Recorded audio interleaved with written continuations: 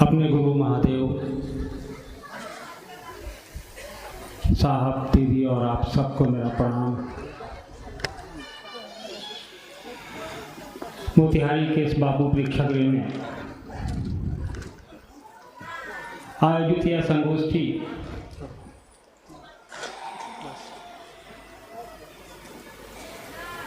एक दिन विलंब से शुरू हुई है। कारण सबको पता है,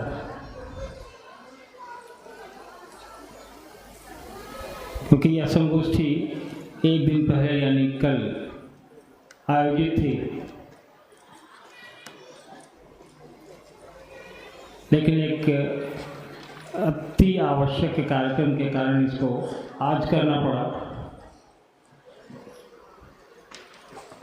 क्योंकि मोतिहारी, जिसको चंपारण भी लोग बोलते हैं, हमारे बापू महात्मा गांधी जी ने नील की खेती के मजदूरों के साथ, यहाँ के किसानों के साथ एक आंदोलन किया था आज से 100 से भी अधिक साल पहले।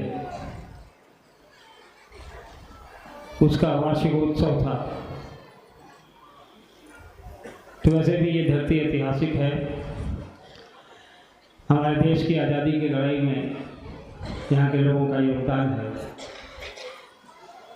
तो नमन है इस धरती को भी। और शिव विशेषता के मायने में थोड़ी देर पहले एक गुरु भाई बता रहे थे कि 2000 से भी पहले, यानी करीब 25 साल से पहले से यहाँ गुरु कार्य हो रहा है। महादेव के गुरु स्वरूप पर यहाँ बातें हो रही है। और घोषक महोदय ने कहा कि शिव गुरु कार्य में हमारी सहभागिता, तो हमको ये जानना जरूरी होगा कि सहभागिता की बात तब आती है जब किसी चीज की शुरुआत होती है। शिव की शिष्यता, शिव के गुरु स्वरूप पर जो बातें आरंभ हुई आज से तकरीबन 50 साल पहले साहब श्री हरिनानंद जी ने जब शिव को गुरु माना था,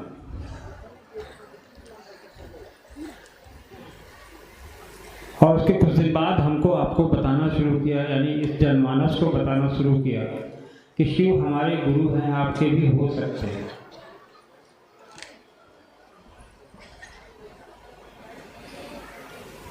शिव को गुरु बनाने के पश्चात कई एक वर्षों तक साहब ने हमको आपको नहीं बताया कि शिव हमारे गुरु हैं, आपके भी हो सकते हैं।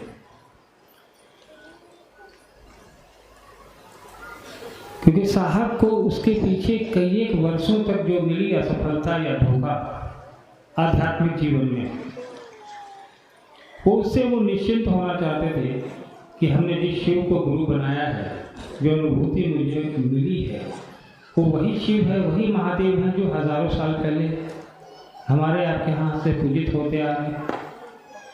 साहब ने पहले खुद में सुनिश्चित किया, कई एक वर्षों तक उन्होंने किसी को नहीं बताया, और जब उनको यह अनुभूति हुई, यह आकाशवाणी हुई कि तुम जो कहते हो वो करते नहीं हो, वो कहानी लगभग लोगों को पता है। उसके बाद साहब श्री ने जनमानस को बताना शुरू किया, आपको हमको बताना शुरू किया। और 80 के दशक में जब ये बात बाहर आई, कमरे से बाहर आई, तो उस समय साहब मधेपुरा में मजिस्ट्रेट हुआ करते थे। हमारी ये अपनी अनुभूति इसलिए है कि बचपन उनके साथ बीता है,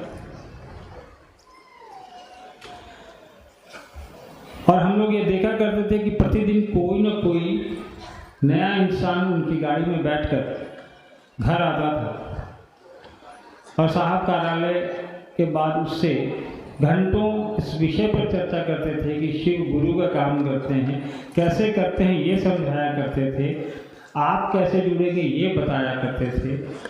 और कई दफ़ा इस क्रम में तो शाम में बातें शुरू होती थी और सुबह हो जाया करती थी। और दीदी साहब के साथ कदम से कदम मिला के अपने घर, अपनी गृहस्थी को निपटाते हुए महादेव के काम में साहब के साथ लगी रहती थी।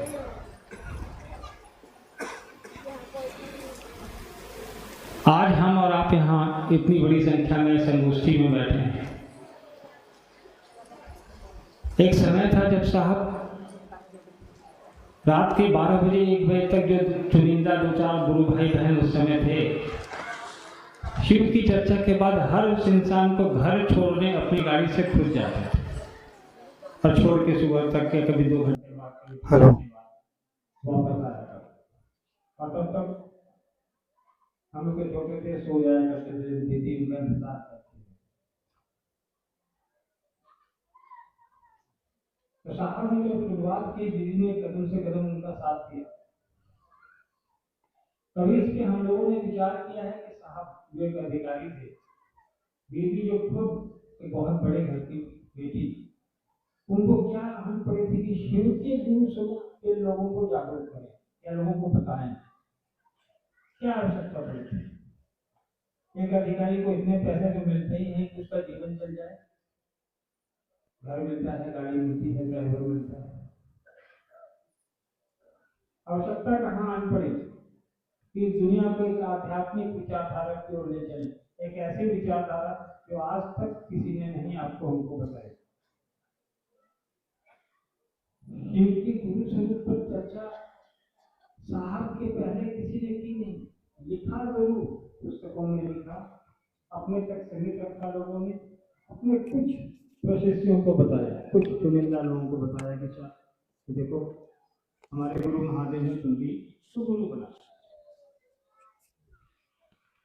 लेकिन हमको आपको यानी जनमानस को ये उन्होंने बताने की जरूरत नहीं उठाई कि वो महादेव, वो महेश्वर, वो वैद्यनाथ, 1000 नाम से उनको पुकार लो, सभी नामों के अलग अलग स्वरूप हैं और अलग अलग काम हैं। उनका एक और स्वरूप जगत गुरु का भी है, क्योंकि वो जो भगवान सबसे बड़ा है, महादेवता सबसे बड़ा है, तो उसी को जगत गुरु भी कहा जा रहा है, उसी को विश्व गुरु भी कहा जा रहा है। तो भगवान के रूप में हम उनके पास जाते हैं, अपनी चीज़ें उनसे मांगते हैं। कोई कांवर लेके जाता है, कोई मंदिरों में जल लेके जाता है, कोई बेलपत्र लेके जाता है। साहब ने कहा उसी महादेव जिसको अन्य लोगों ने गुरु बनाया है, तो हम और आप क्यों नहीं बना सकते। और देखिए साहब ने जनमानस को उस महादेव के गुरु स्वरूप से जोड़ने के लिए बिल्कुल आसान, बिना किसी वर्जना के, बिना किसी रोक के, बिना किसी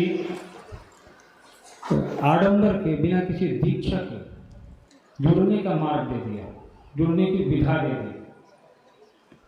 उन्होंने कहा कि हर वो इंसान जो धरती पर आया है वो यह पात्रता रखता है कि शिव को अपना गुरु बना सके। आप धरती पर आए और आप इस बात के पात्र हो गए।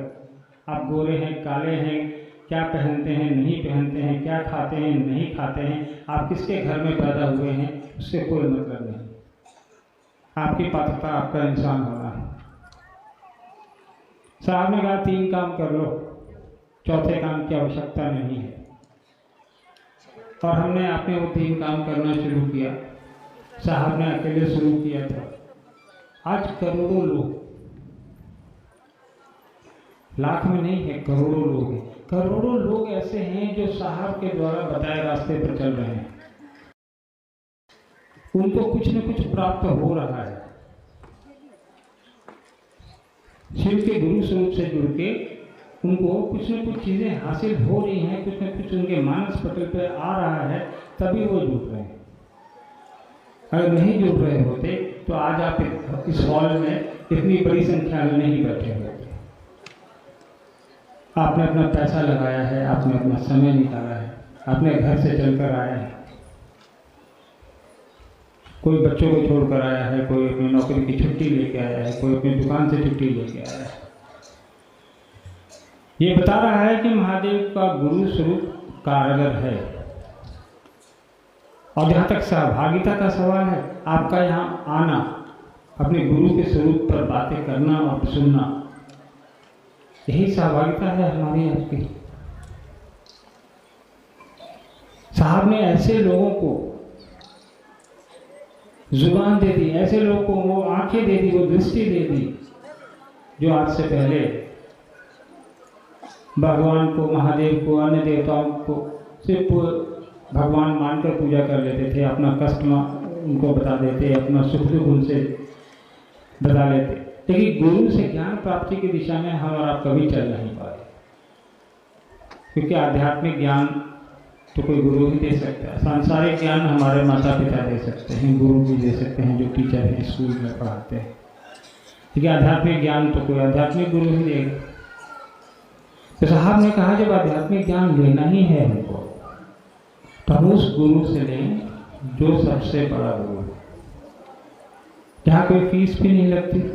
आपके इस जिले में मोतिहारी में अगर कोई बहुत बढ़िया स्कूल हो और उसमें नामांकन फ्री हो, तो आप चाहेंगे कि आपका बच्चा या आप उसमें पढ़ें। जब आप पढ़ेंगे तभी आपको उस स्कूल की महत्ता का अंदाज़ा लगेगा, आपको जाना तो पड़ेगा उस स्कूल में। तो साहब ने उस स्कूल का पता हमको आपको बता दिया, जाने का तरीका भी बता दिया, कहा कोई फीस नहीं लगती है, कोई ड्रेस नहीं लगना है, तुम जहाँ हो, जैसे हो, जिस स्थिति में हो, जिस परिस्थिति में हो, ये काम कर सकते हो। और आज देखिए सहभागिता साहब ने शुरू की, और आपकी और हमारी सहभागिता से आज इस देश का कोई ऐसा राज्य नहीं है जहां हमारे आपके गुरु भाई बहन नहीं हैं। दुनिया के कई देशों में ऐसे लोग हैं जो वहाँ गुरु कार्य कर रहे हैं। कई देशों से हम लोग को फोन आता है कि आप लोग आइए यहाँ। खासकर विशेषकर गुरु बहनों की अगर हम बात करें तो शिव की संस्था में गुरु बहनों की संख्या गुरु भाइयों से थोड़ी ज़्यादा है। कभी आप अपने सामान्य एक गुरु बहन जो यहाँ बैठी हैं, कहीं से उठ के आई होंगी, कोई गांव से आया है, कोई शहर से आया है, कोई किसी ब्लॉक से आया है।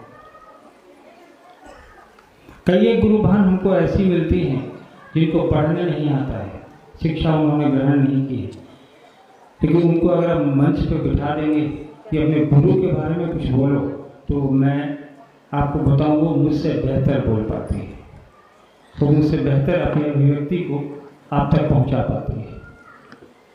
ये ज्ञान कहाँ से आया? वो महिला तो अनपढ़ है, वो 3 सूत्र का कार्ड भी नहीं पढ़ सकती, किसी को पढ़वा के सुनवाती है, वो उससे अनुभूति नहीं पढ़ सकती, वो पढ़ के सुनवाती है। हमारा एक व्यक्तिगत अनुभव है, मैंने कई चर्चाओं में शेयर किया है, इसको लोगों से बताया है। हमारी एक सहपाठी हैं, यूनिसेफ में नौकरी करती हैं, काफ़ी सीनियर पोस्ट पर है। यूनिसेफ एक संस्था है जो पूरी दुनिया में काम करती है लोगों के बीच, अंतर्राष्ट्रीय संस्था है। तो बिहार में एक जगह उनको सर्वे करने का काम मिला, तो वो सर्वे कर रही थी डोर टू डोर, मतलब हर घर में सर्वे करना था, हर घर की सामाजिक और आर्थिक स्थिति पर यूनिसेफ ने उनको सर्वेक्षण करने का काम दिया। तो उन्होंने एक दरवाजा खटखटाया, झोपड़ी थी एक, तो खटखटाने के बाद एक अंदर से महिला निकली, बिल्कुल स्वाभाविक है, झोपड़ी में रह रही थी तो निर्धन और गरीब महिला थी। उसको उन्होंने कहा कि देखिए हम यूनिसेफ से आए हैं, हम आपके आर्थिक स्थिति पे, मतलब आपके पास पैसे कितने हैं, आप क्या काम करते हैं, आप किस जाति से आते हैं, तो एक सर्वेक्षण कर रहे हैं, तो 5 मिनट आपका समय चाहिए मुझे। तो उस महिला ने कहा कि ठीक है हम समय तो देंगे, लेकिन आप 5 मिनट बैठिए। वो आंगन में ले गई, उनको उस महिला को बताया, और जो महिला है वो PhD हैं, वो बहुत हाईली क्वालिफाइड हैं, जो यूनिसेफ में काम कर रही हैं। वो मिट्टी के चूल्हे पे खाना बना रही थी, तो उस चूल्हे को थोड़ा ठंडा करके आई, और जो हमारी मित्र थी उनको उन्होंने कहा कि देखिए हम आपकी बात तो सुनेंगे, आपका फॉर्म भी हम भर देंगे, लेकिन पहले आपको मेरी बात सुननी होगी, और जब आप मेरी बात सुन के समझ लेंगी तभी हम ये आपका यूनिसेफ वाला फॉर्म भरेंगे। तो महिला थोड़ी चकित हुई कि हम इतने पढ़े लिखे हैं और स्कॉलर हैं, और ये गांव की महिला हमको क्या सुनाने जा रही है जो अगर कि हमको आपको मेरी बात सुननी पड़ेगी। तो उन्होंने कहा ठीक है बताइए आप क्या बोलना चाहते हैं। तो उस गांव की महिला ने, बिल्कुल गरीब महिला और निर्धन, जो सोचिए आप मिट्टी के चूल्हे पे खाना बना रही हैं तो उनको गरीबी ही होगी उनके साथ, उन्होंने 15 मिनट तक उस महिला को पूरी शिव चर्चा सुनाई, साहब के बारे में बताया, शिव के बारे में बताया, महादेव गुरु का काम कैसे करते हैं ये बताया, और पूरी बात बताने के बाद कहा कि अगर आप समझ गए हो तो आप पहले शिव को अपना गुरु बनाइए। तो ये महिला जानती थी हमें भी और साहब को तो जानती ही थी। खैर पूरी बात होने के बाद उस महिला ने इनकी घोषणा की, उसके बाद उन्होंने उसका पूरा फॉर्म भरा और बाहर निकली वहाँ से, और मुझे फ़ोन लगाया, बोला कि अर्चित एक चीज़ बताइए कि आपके पिताजी ने लोगों को क्या सिखा दिया है कि एक ऐसी महिला जो ठीक से लिख नहीं सकती, पढ़ नहीं सकती, मैं JNU से PhD करके आई हूँ और मुझे उसने इस बात के लिए मजबूर कर दिया कि 15 मिनट शिव की चर्चा आपको मेरे से सुननी पड़ेगी। तो ये सहभागिता उस महिला की कितनी बड़ी है शिव की शिष्यता में देखिए। और उस महिला के अंदर आया आत्मविश्वास, देखिए कि वो कितने आत्मविश्वास के साथ उस झोपड़ी से निकल के उस JNU में पड़ी हुई महिला के साथ 15 मिनट तक उसने पूरी बात की और अपनी बात उसको सुनाई। ये है सशक्तिकरण, ये है ताकत। आपका आपके गुरु के प्रति जुड़ाव आपको आध्यात्मिक रूप से नहीं, सांसारिक रूप से भी मजबूत करता है, ध्यान रखिएगा। आपको सामाजिक रूप से भी मजबूत करेगा, आपको मानसिक रूप से भी मजबूत करेगा। इसलिए गुरु से जुड़ाव, महागुरु में भी वो गुरु जो जगत गुरु है। साहब के द्वारा बताए गए 3 सूत्रों के आधार पर होना चाहिए, और वही 3 सूत्र करिए, तभी जुड़ाव उस तरीके से होगा जैसा साहब भी चाहते थे। तो सशक्तिकरण तो आया। वो महिलाएं जो पहले लकड़ी के चूल्हे पर फूक फूक के खाना बनाती थी, आज भी बनाती होंगी, लेकिन आज बाहर निकलती हैं लोगों के साथ, अकेले भी निकलती हैं और लोगों को बताती हैं अपने गुरु के बारे में। क्या मिलता है उस महिला को? निस्वार्थ। उसको साहब ने बता दिया कि 3 काम करने हैं, वो 3 काम कर रही है। तो अपने गुरु का काम करने से आपके अंदर वो ताकत भी आती है जिससे कि आप दूसरों तक अपनी बात पहुंचा सकें, अपनी अभिव्यक्ति वहां पहुंचा सकें, अपना भाव उससे पहुंचा सकें, अपनी अनुभूति उसको बता सकें। और सही तरीके से किया गया 3 सूत्र ये ताकत आपको हमको देगा। तो हम आप लोगों से अनुरोध करेंगे, जो भी गुरु बहने या गुरु भाई यहाँ बैठे हैं, कि साहब ने जो हमें बताया है हमें उतना ही करने की आवश्यकता है, उससे ज़्यादा में अपना दिमाग नहीं लगाना है। साहब की इतनी चर्चाएं, परिचर्चाएं यूट्यूब पर हैं, फेसबुक पर हैं, आप उनको देखिए, सुनिए और समझने का प्रयास करिए। ऐसे कई उदाहरण हैं जहां हम और आप कह सकते हैं कि शिव की शिष्टता से क्या बदलाव आया है। और ये 3 सूत्र के कारण ये सहभागिता हमारी आपकी सुनिश्चित हो रही है। और 3 सूत्र में क्या है? दया मांगना है, नमन करना है, गुरु महादेव की चर्चा करनी है। यही 3 काम कहा है ना, चौथा तो कुछ कहा नहीं साहब ने। और इन 3 कामों को करने के लिए आपको किसी चीज़ की आवश्यकता नहीं है, किसी की मदद की आवश्यकता नहीं है, किसी से पूछने की जरूरत नहीं है, किसी भी व्यक्ति का आदेश आपको नहीं लेना है। आप स्वतंत्र हैं करने को। साहब ने कोई बंदिश तो लगाई नहीं, कोई वर्जना लगाई नहीं, ताकि हर आदमी कोई भी ये 3 काम करके अपने आप को शिव चेष्टा की राह में आगे ले जा सकता है। बाकी मोतिहारी इस जिले में शिव चर्चाएं काफ़ी होती हैं। कुछ दिन पहले भी कार्यक्रम हुआ था, आगे भी होंगे। लेकिन हमारा अनुरोध होगा कि शिव की चर्चा तो बहुत हो रही है, शिव के गुरु स्वरूप पर बात बहुत हो रही है, लेकिन हम लोग को ये देखना होगा कि शिव के शिष्य कितने लोग हो रहे हैं। ये ज़रूरी है। आवश्यकता है हमारे आपके बोली से बाहर निकलने की। हम बोलते तो ज़रूर हैं, लेकिन कितने उस बोली का प्रभाव हमारे मानस पटल पे है, हमारे अंतर मन पे है, ये जानना जरूर। प्रगाढ़ करिए, कोशिश करिए। 1 दिन में नहीं होगा, 4 दिन में होगा, 10 दिन में होगा, 1 साल में होगा। साहब को शिव तक पहुंचने में वर्षों लग गए। साहब ने तो हमको आपको उसका निचोड़ दे दिया है। ये 3 काम कर लो। ये 3 काम ईमानदारी से हम और आप करें,